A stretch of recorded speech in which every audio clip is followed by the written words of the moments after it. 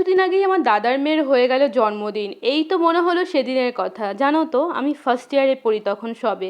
শুনলাম যে রিকের পরে আবার রিকের একটা বুনু হয়েছে, মানে আমার দাদার সেকেন্ড টাইম মেয়ে হয়েছে। কি যে আনন্দ হয়েছিল, কি বৃষ্টিটাই না ছিল সেই দিন। এক হাঁটু জল ভেঙে সাইকেল নিয়ে ছুটতে গিয়েছিলাম নার্সিংহোমে দেখবো বলে।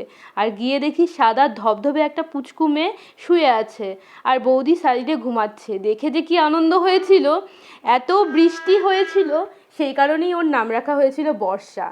এইবারের জন্মদিনে তবে বৃষ্টিটা হয়নি, তবে রাতের দিকে কিন্তু বৃষ্টি হয়েছিল। সময়টা না কিরকম না, দেখতে দেখতে কতগুলো বছর কেটে গেল।